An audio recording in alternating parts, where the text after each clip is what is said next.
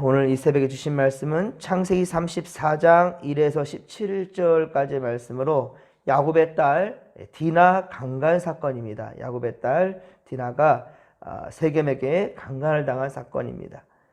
야곱은 형 에서를 만나 극적인 화해를 이루었지요. 그런데 형 에서는 자신의 도시 세일로 함께 가자고 그렇게 청했건만 야곱은 아직 믿었지 않아서인지 그렇게 알아서 갈 테니까 먼저 가라라고 그랬죠. 거절했지요. 에서는 자신의 종들을 붙여주고자 했는데도 야곱은 그렇게 거절했습니다. 우리 33장 14, 15절 보면 그렇죠. 그리고 알아서 세일로 내가 찾아갈 테니까 형님 먼저 가라 라고 이렇게 보냈습니다. 그러나 야곱은 고향을 향해 가던 길을 멈추고 또 형과 약속했던 세일로 가는 것도 멈추고 요단강을 건너지도 않고 형과 만났던 야복강 근처인 숫곳에 집을 지었죠. 우리 17절 말씀 보면 그렇죠? 숫곳으로 자기를 위하여 집을 지었대요.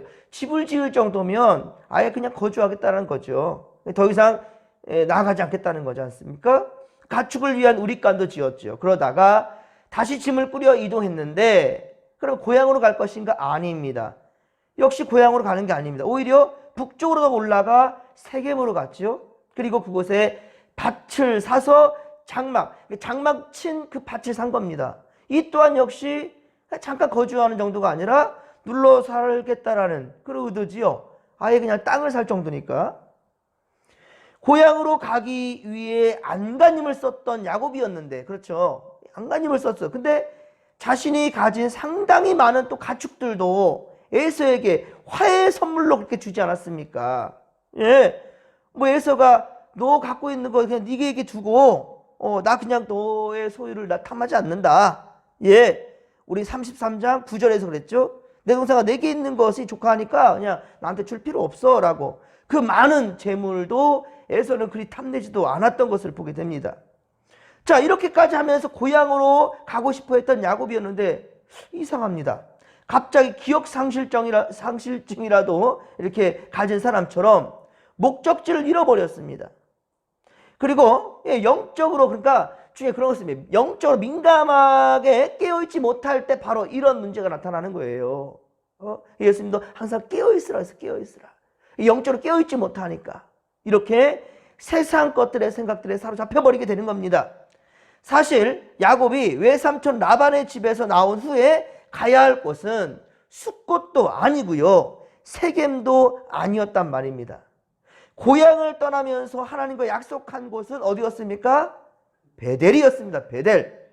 자, 바로 라반의 집, 외삼촌 라반의 집으로 가는 도중에 돌베개 메고 잤던 그곳, 그 돌을 취하여서 바로 이곳이 하나님의 집이다. 하나님의 집 베델이라고 이름까지 지었단 말입니다. 하지만 야곱은 베델로 가지 않고 주변만 그렇게 배회하고 있습니다. 결국 사건이 터지지요. 오늘 본문은 야곱의 딸 디나가 강간을 당한 그러한 사건을 기록하고 있단 말입니다. 야곱은 아마도 세겜에 정착을 하려고 했었던 것 같아요. 하몰의 아들들에게 땅을 샀고 그곳에서 제단을 쌓고 자, 중요한 것은 제사를 하나님께 예배를 드렸던 모습을 통해서 충분히 우리가 유추해 볼 수 있어요. 다른 곳에서 그렇게까지 않았습니다. 하지만 바로 이 세겜 땅에서 제단을 쌓고 예배를 드렸단 말이에요. 제사를 드렸단 말입니다. 자신의 일생 최대의 과제였던 라반과 에서의 문제가 해결되니까 이제 야곱은 하나님과 약속했던 서원은 까마득히 잊어버린 거예요. 여러분들이 힘들 때는 하나님께 서원하잖아요. 하나님 이렇게 도와주시면 내가 이렇게 하겠습니다. 하나님. 그런데 어때요? 그 문제 해결되면 또 다른 문제가 그리고 또 다른 문제가 또 다른 이유가 또 다른 변명이 그렇게 스물스물 올라오지요. 여러분 그때가 위험할 때예요. 내가 왜 이렇게 깨어있지 못하지? 내가 왜 하나님과 약속했던 것을 지키려 하지 아니하고 세상길로만 가려 하지? 여러분들 깨달을 때입니다. 회개할 때입니다. 1절에 보십시오. 1절에 보면 오늘 보면 1절 보면 야곱의 하나밖에 없는 딸 디나는 그 땅의 딸들을 보러 나갔다라고 되어 있습니다. 디나는 아마도 남자 형제들 사이에서 자랐기 때문에 어린 소녀로서 이제 다른 문화의 여성들의 삶에 대해서 호기심이 있었을 것 같습니다. 하지만 홀로 나선다는 것은 위험한 거죠. 예, 홀로 길을 나섭니다. 이 디나는 그래서 그곳 추장의 아들이었던 하몰의 아들 세겜에게 강간을 당하고 말았습니다. 그리고 그곳에 감금 상태에 있었던 것 같아요. 예, 왜냐하면 뒤에 25에서 26절, 창세기 34장 25에서 26절에 보면 나중에 디나의 오라비들이 세겜 남자들을 다 죽이고 디나를 그렇게 구출해 오는 장면이 등장하기 때문이죠. 예, 그 디나를 구출해 옵니다. 세겜의 집에서 이렇게 데려오는 모습이 나와요. 그렇습니다. 하지만 3절에 보듯이 세겜은 충동적으로 디나를 처음에는 강간했을지 모르겠지만 이것이 끝나지 아니하고 진실로 디나를 사랑했습니다. 먼저는 상처받은 디나를 어떻게 해요? 말로 위로하지요. 예, 상처받은 지금 벌벌 떨고 있는 무서워하는 디나를 말로써 위로합니다. 그리고 자신의 아버지 하몰에게 이 혼사를 성사시켜 달라고 그렇게 졸랐습니다.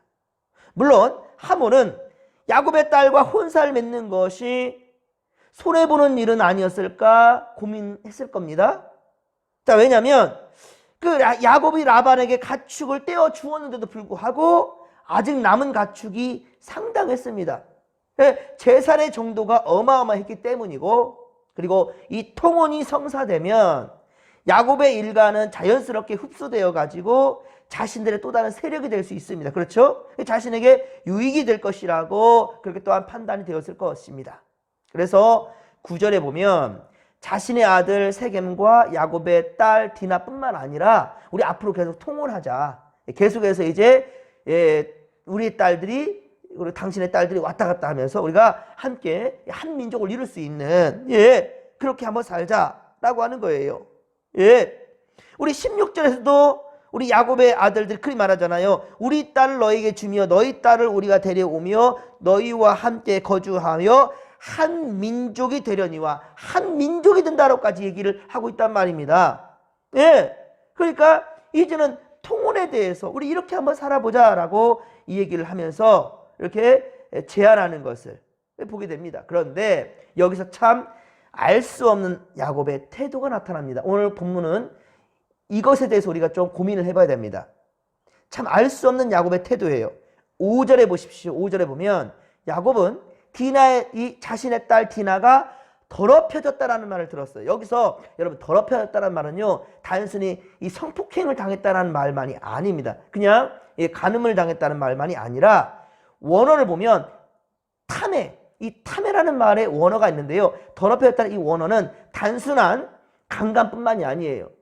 예, 단순한 강간뿐만이 아니라 도덕적인 불결함, 그리고 종교적인 불결함, 부정함, 이것을 의미하는 겁니다. 종교적인 의미가 더 커요. 예, 이때 주로 사용하는 단어가 더럽혀졌다라는 탐해에 그렇습니다.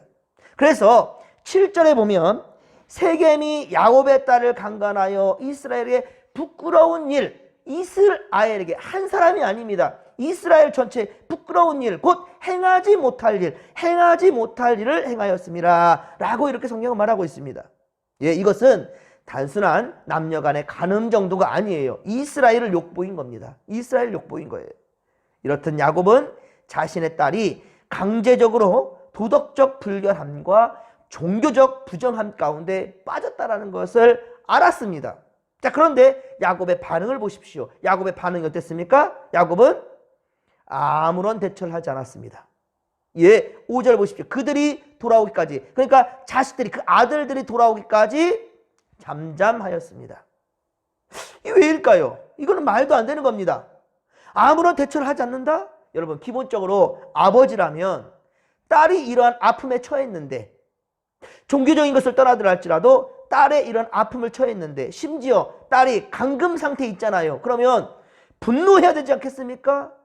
슬퍼해야 하는 것이 정상이지 않겠습니까? 예, 이 슬퍼해야 되는 것이 속상하고 답답하고 막 분노가 치미는 것이 당연한 반응이지 않겠습니까? 그런데 야곱은 아들들이 들에서 목축의 일과가 끝나기만을 그냥 기다리고 있었을 뿐이에요. 오늘 야곱의 모습을 보면서 저는 다윗의 이야기가 문득 생각이 났습니다. 여러분 우리 사무엘하 13장에 보면 사무엘하 13장 보면 다윗의 큰 아들 암논이 바로 다말을 강간했을 때 놀랍게도 다윗은 아무런 반응을 하지 않습니다. 놀라워요. 이 지금 야곱의 모습과 똑같습니다. 예, 다윗은 아무런 행동을 취하지 않았어요.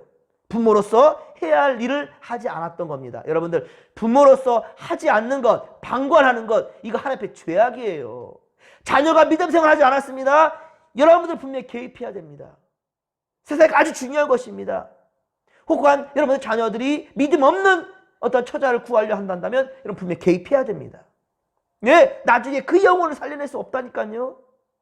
분명히 잘못되었을 때 개입해야 됩니다. 아버지 이러한 태도 때문에 나중에 다윗의 이렇게 관여하지 아니하는 모습을 보면서 분노한 압살롬이 다말의 오빠 압살롬이 결국 형제들이 부른 앞에서 큰형 암논을 죽여버리죠. 암논을 살해합니다. 그리고 아버지 다윗의 왕위까지 찬탈해버리게 되는 겁니다. 비극을 만들게 되는 거예요. 다윗은 쫓기는 몸이 되고 말았죠. 그 압살롬에게. 압살롬은 암논을 죽입니다. 자기 동생 다말을 욕보인 것을 참을 수가 없어서 그렇습니다. 압살롬의 반역의 원인은 다윗 자신이 제공한 셈이나 다를 바가 없게 됩니다. 사실은 오늘 야곱의 모습도 다윗과 다르지 않습니다. 아버지로서의 일을 하지 않은 모습을 보고는 디나의 오빠들이 나서서 일을 하는 거예요. 어찌 아버지가 해야 할 일을 자식들이 나서게 내버려 둡니까? 야곱의 아내 레아가 낳은 둘째 아들 시므온과 셋째 아들 레위는 그 같은 어머니죠. 레아의 딸인 디나의 그 강간당한 것을 보고 분노한 거예요. 그리고 민족적인 더럽힌 것, 아마도 디나에게 우상숭배적인 그런 것을 강요하였고 그렇게 더럽혔을지 모르겠습니다. 그래서 세겜의 아버지 하몰의 통혼 제의와 평화로운 관계의 제안을 받아들인 척하면서 12절 보면은 세겜이 이렇게까지 말하거든요. 12절 보면 이 소녀만 내게 주어 내게 아내가 되게 하라. 아무리 큰 혼수와 예물을 청할지라도 너희가 내게 말한 대로 다 주리라. 네가 말한 대로 다 줄게. 그만큼이나 디나를 사랑한 거예요. 그렇다면 이것을 좀 이제 심각하게 고민할 필요가 있었거든요. 그죠? 단순히 강간당한 것이 아니니까. 그뿐만 아니라 정말로 그 디나를 자기 친들의 여동생을 정말로 사랑한 진심을 보게 되잖아요. 무엇이든지 원하는 대로 다 주겠다. 그리고 그 아버지까지 와가지고 우리 통혼하자. 그리고 한민족이 이루어질 수 우리 한번 그렇게 한번 노력해보자 라고까지 평안한 제안을 했는데 그러나 이들은 지금 받아들일 척하고 엉뚱한 생각을 하고 있는 겁니다. 창세기 17장에 믿음의 조상인 아브라함부터 시작된 할례 있죠. 창세기 17장 보면 처음으로 이제 아브라함이 할례를 행하게 되는데 이스마엘과 함께 더불어서 하나님 백성으로서 행하는 언약의 표징이 되었지요. 그러므로 14, 17절 오늘 보면 14, 17절에 보듯이 디나의 오라버니들은 디나가 세겜에 가는 뿐 아니라 우상으로 더럽혀진 것을 정결하게 하기 위한 방편으로 이 땅의 모든 남자들이 당신네 모든 남자들이 할례를 받아야만 한 민족이 될 수 있다. 한 민족이 될 수 있다라고까지 제안을 했단 말입니다. 하지만 이것은 13절에 보듯이 야곱의 아들들은 세겜과 그의 아버지 하몰을 속여서 그렇게 대답한 것일 뿐이었지요. 그의 아버지 야곱의 아들들 아니랄까봐. 야곱이 바로 속이는 자 아닙니까? 에서인 척 해가지고 이삭에게 에서가 받을 축복권을 다 빼앗았잖아요. 그 아버지의 그 아들들 아니랄까봐 참 또 이렇게 속이는 것에 능통하네요. 그죠? 너무나 자연스럽죠? 사랑하는 성도 여러분, 보십시오. 아무리 하나님께 택함 받은 야곱이라 하여도 그의 판단이 하나님 중심이 아니라 인간적 중심과 자신의 의지가 되어버리니까 이렇듯 엄청난 대가를 치르게 되는 겁니다. 그러므로 우리는 코람되어 하나님 앞에 끼어있기를 주님의 간절히 축원합니다. 여러분, 세상 소리에 귀 기울이지 마시고, 여러분, 우리에게 귀를 주신 것은 세상 소리를 듣는 것도 있지만 하나님 음성 들으라고 주신 거예요. 할렐루야. 우리의 눈을 주신 것은 세상에 멋들어진 것들을 바라보라고 주신 것 그 이전에 하나님을 바라보라고. 할렐루야. 하나님 말씀 보라고, 성경 읽으라고, 여러분들 정말 참되고 바른 것을 보라고 주신 눈이라는 사실을 명심하시기 바랍니다. 왜 사울의 눈을 멀게 했습니까? 사도행전 9장에 왜 사울의 눈을 멀게 했습니까? 그가 세상 것 바라보면서 잘못된 짓을 하니까 그 눈을 멀게 한 겁니다. 하지만 멀게 된 상태로 그대로 두지 않았습니다. 어떻게 했습니까? 아나니아를 통해서 눈을 뜨게 했습니다. 그 뜬 눈은 이제는 그전에 보았던 세상이 아니라 이제는 거듭난 인생으로서 새로운 생명을 볼 수 있게 되었던 거죠. 사랑하는 성도 여러분, 오늘 이 새벽에 여러분들은 분명한 것은 주의 말씀을 듣고 주님을 보며 말씀을 보았으니 이제 여러분들의 가치관과 방법이 세상이 아니라 하나님이 되기를 주님의 간절히 축원합니다. 여러분, 기준이, 삶의 기준이 예수 그리스도가 되기를 바랍니다. 세미한 음성, 주님의 음성을 들으시고 좌로나 우로나 치우치지 말며 최선을 다해 정직한 믿음으로 나아가십시다. 주님 앞으로 진리의 길로 정진해 나가십시다. 주여 삼쳐 부르며 간절히 기도하며 나갑시다. 주여, 주여, 주여. 살아계신 하나님 아버지 받고 감사를 드립니다. 하나님 아버지, 오늘 말씀을 통해서 아버지란 어떠한 존재이며 무엇을 해야 되는지 다시금 깨닫게 됩니다. 주여, 자녀들을 홀로 두지 않으며 하나님과의 교제함을 누리도록 도와주는 우리 하나님에게서 진정한 부모의 모습을 배우게 되기를 원합니다. 주여, 우리 아이들이 실수하지 아니하고 범죄하지 아니하도록 주여 함께하여 주시옵시며 하나님의 말씀을 기준으로 삼아서 하나님 나라에 갈 때까지 주여 우리가 진정 말씀으로 아버지 양육하고 인도할 수 있는 참다운 부모, 우리 하나님께서 우리를 그렇게 인도해 주셨듯이 우리도 그리 인도함을 받을 수 있도록 도와주시옵소서. 하나님 아버지, 아버지와 맺은 언약을 신실하게 지켜가는 우리의 삶을 허락하여 주옵소서. 우리 하나님 아버지여, 영적으로 민감하게 하소서. 깨어있게 하소서.